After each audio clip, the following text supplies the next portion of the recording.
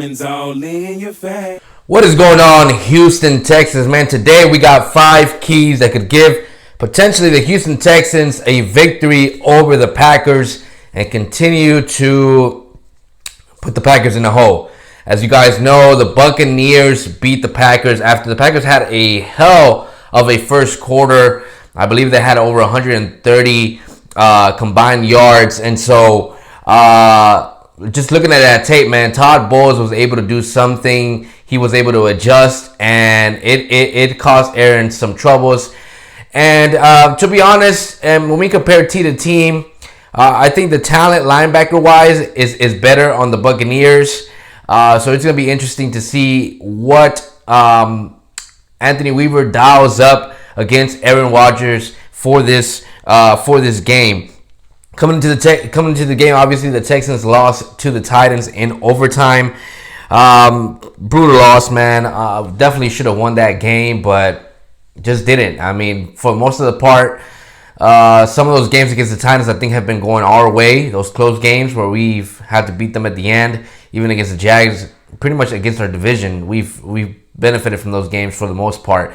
And last Sunday just wasn't one of them. But key number one, man. Key number one I have is playing all 4 quarters.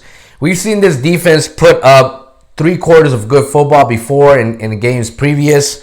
We're going to need them to play all 4 quarters. And the reason for that is because we were able to notice that the Packers got a little too excited when they were up, against the Buccaneers. And then when the adjustments came, the Packers just did not know how to react. Not to mention the amount of injuries that the Green Bay Packers have today. I mean, they're missing their left tackle, they're missing their running back, they're missing hell of wide receivers. Just to get into some of those missing pieces. So both the offense, both the defense have to play all 4 quarters and make this game a game that basically can come down to the last drive. Hopefully it's in Deshaun Watson's hand.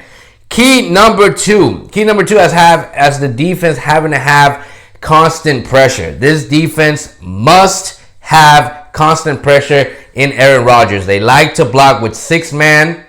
The Green Bay Packers do. And if we're only bringing 4 guys, you're not getting to Aaron Rodgers. He's going to break through the seam, step up in the pocket, and deliver a ball time and time again. And Eric Murray can't goddamn tackle. Cunningham's having a hard time without McKinney out there. Adams is still adjusting to being the starter for this team. So that would make difficult things for our defense. So we definitely need to have constant pressure on Aaron Rodgers today. Key number 3 I have is our linebackers needing to be disciplined and communicate. I think Cunningham last week tried to do too much. Not only was he trying to be out there making the tackles and stopping Derrick Henry, but he was also the mic for our defense. So I am hoping that we've either gave him some adjustments, we've either allowed him to simplify it a little bit for him, because he's going to continue to be the mic for this team. And breaking news, the Packers have a good running game. Even though they're missing their star running back, they still got A.J. Dillon coming out of the bench, who LaFleur has came out and said, I expect him to be able to do the same thing that Aaron Jones have been able to. So, interesting to see what happens there, but our linebackers definitely need to continue to keep communicating, especially Cunningham playing with Terrell Adams, who is, like I said, new at a starting position on this defense.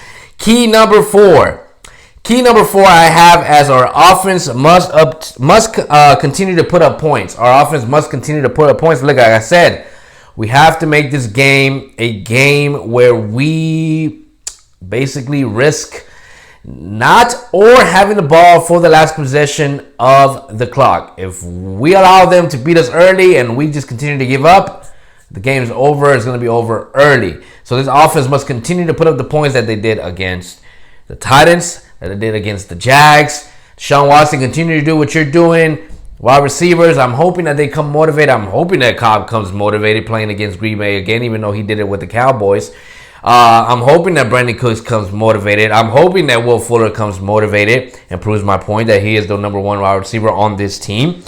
Key number 5 I have is take advantage of their bad run defense. Up to this point, to be honest, David Johnson has not been able to do so.